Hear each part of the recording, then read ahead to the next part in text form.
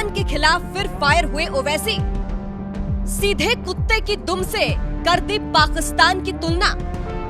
मुसलमानों से कहा दुआ करो अल्लाह दुम सीधी करे।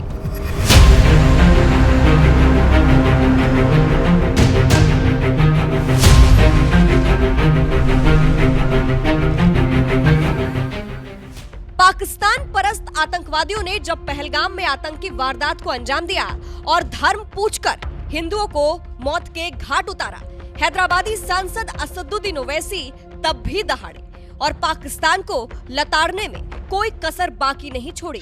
जो लोग पाकिस्तान में बैठकर भारत के ताल्लुक से क्या क्या कहते हैं नहीं मालूम, मगर इनको आईने में अपनी सूरत देखना चाहिए। तुम कौन सा मिसाइल टेस्ट करते टेस्ट कर लो, याद रखो, मगर भारत तुम्हारे से ताकतवर है और हमेशा रहेगा इंशाअल्लाह ताला। मेरे अजीज दोस्तों और बुजुर्गों, ये अर्ज करना जरूरी था, क्योंकि अगर हम ये समझेंगे कि पहलगाम में उत्तर प्रदेश से या महाराष्ट्र से या बिहार से कोई आदमी गया और उसकी मौत हो गई तो हम खामोश बैठ जाएंगे। बल्कि मैं तो ये देख रहा हूं कि पहलगाम का ये वाकया भारत के हर गरीब को, हर दौलतमंद को, हर पढ़े लिखे को, हर किसान को झिझोड़ के रख दिया है। अब हम उम्मीद करते हैं कि हमारी हुकूमत एक मौसर इक़दाम उन पर करेगी, जैसा कि माजी में सर्जिकल स्ट्राइक और बालाकोट भी हुआ था। जब भारत के साथ छिड़े अघोषित जंग के दौरान तुर्की ने ड्रोन भेजकर पाकिस्तान का साथ दिया, तो उस वक्त भी असदुद्दीन ओवैसी भारत के लिए तुर्की से भिड़ गए और नसीहत दे डाली कि उसे भी समझाने का वक्त आ गया। तुर्किया को हमको समझाना है कि तुर्किया पूरे विश्व में एक ऐसा कंट्री है जो अपने ही देश में जो टेररिस्ट ऑर्गेनाइजेशन है कर्ड्स, उनको बॉम्ब करता है। इराक में जब तक उनसे डील नहीं हुई वहां बॉम्ब करता था, अब सीरिया में भी बॉम्ब करता है। तो तुर्किया को समझाने की जरूरत है कि जब आप कर्ड्स के ऊपर जो टेररिस्ट ऑर्गेनाइजेशन है उनको आप एक्शन ले सकते, तो भारत पे क्यों वो सवाल उठा रहे हैं। ओवैसी का ये बयान बता रहा है कि पाकिस्तान से लेकर उसके हमदर्द तुर्की तक पहलगाम में हुए हमले के बाद भड़के ओवैसी ने दोनों की बखिया उधेड़ने में कोई कसर नहीं छोड़ी और अब एक बार फिर पाकिस्तान के खिलाफ ओवैसी फायर हो गए हैं। जब 16 मई को उनके संसदीय क्षेत्र हैदराबाद में हज यात्रियों को विदा करने के लिए तेलंगाना सरकार ने एक कार्यक्रम का आयोजन किया और इसी कार्यक्रम में दहाड़ते हुए ओवैसी ने पाकिस्तान की तुलना कुत्ते की दुम से करते हुए मुसलमानों से कहा कि अल्लाह से दुआ करो कि उसकी दुम सीधा करे, वरना फिर वक्त आएगा तो उनको और सीधा करना पड़ेगा। हम सीएम साहब का भी शुक्रिया अदा कर रहे कि पहला चीफ मिनिस्टर है पूरे हिंदुस्तान का जो पहलगाम में हुआ, फौरन आप प्रोटेस्ट किए, वहाँ पर कैंडल लाइट मार्च निकाले और फिर उसके बाद गवर्नमेंट सर्वेंट के साथ भी आपने और हम तमाम ने जो हमने जवाबी कार्रवाई की थी हमारे पड़ोसी मुल्क के ऊपर, वो सुधरने वाले नहीं है, याद रखो आप। अब आप दुआ करो हज को जा रहे, अल्लाह उनकी दुम को सीधा करे, वरना फिर वक्त आएगा उनको और सीधा करना पड़ेगा। ओवैसी ने यूं ही पाकिस्तान की तुलना कुत्ते की दुम से नहीं की है। ये बात पूरी दुनिया जानती है कि भारत कई बार पाकिस्तान को सुधरने का मौका दे चुका है। 1999 में खुद तत्कालीन प्रधानमंत्री अटल बिहारी वाजपेयी दोस्ती का संदेश लेकर बस से पाकिस्तान के लाहौर गए थे, लेकिन बदले में क्या मिला? पाकिस्तान ने भारत की पीठ में छुरा घोंप दिया और कश्मीर में अपने आतंकवादियों की घुसपैठ करवा दी, जिसके बाद कारगिल जंग शुरू हुआ और भारतीय सेना ने उसे जंगे मैदान में धूल चटाई। लेकिन इसके बावजूद पाकिस्तान नहीं सुधरा और साल 2008 में उसने मुंबई में आतंकवादी हमला कर दिया, जिसमें 250 से भी ज्यादा लोगों की जान चली गई। पीएम मोदी ने दिया सुधरने का मौका।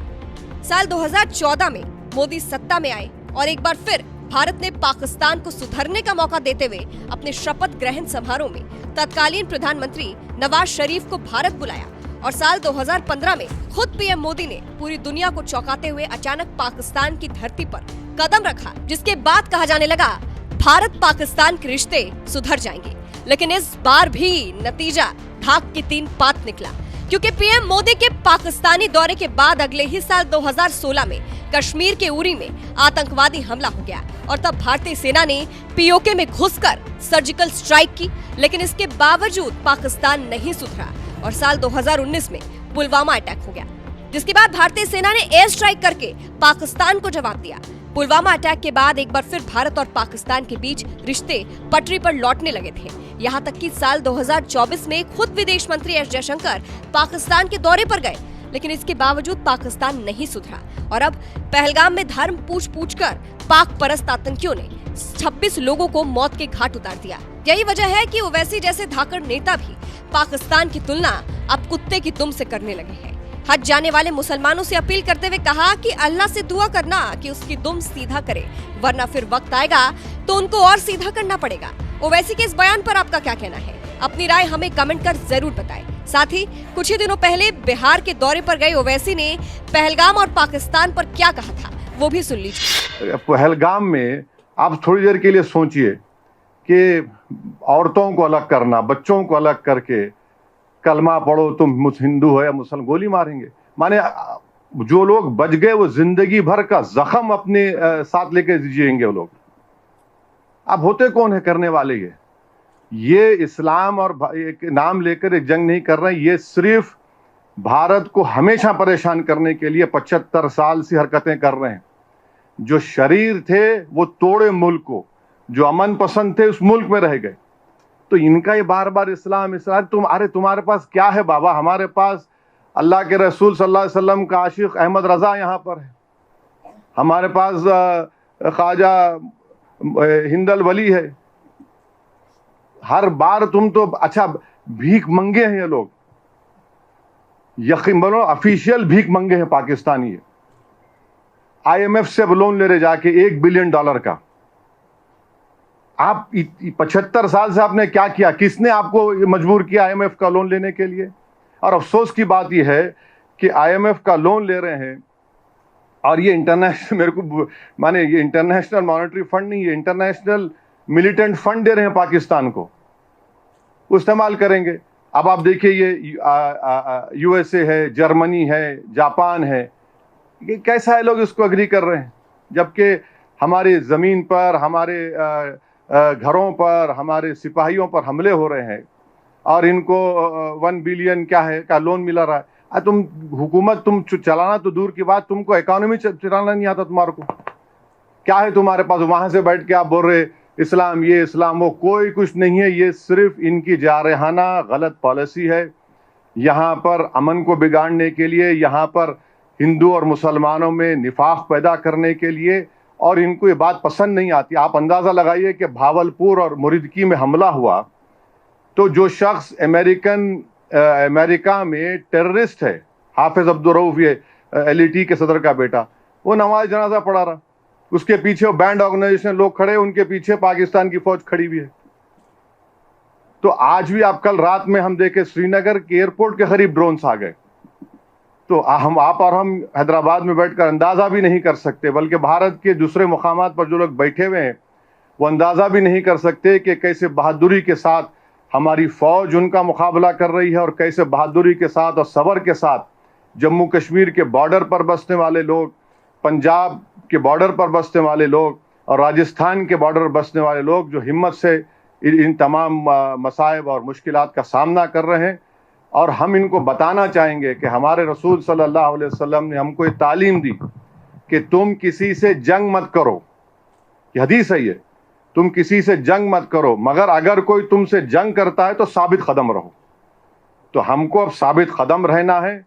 ये सवाल कोई हिंदू मुसलमान का, ईसाई का, बौद्ध का नहीं है। सवाल दो कौमी पार्टी कांग्रेस और BJP के, इनको भी इन दोनों कौमी पार्टियों को अपनी तू मैं में ख़त्म करनी चाहिए।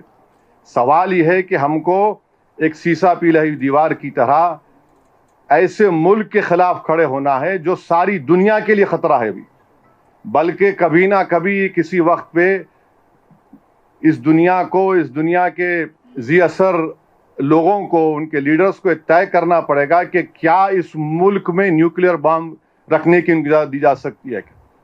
इनके पास जो न्यूक्लियर बम है उसको डिसार्म करने की ज़रूरत है, इसको ख़त्म करने की ज़रूरत है। और बार बार आप बोल रहे हैं। इन्हें कमीनगी की हद ये है कि श्रीनगर में दवाखानों को निशाना बनाया गया।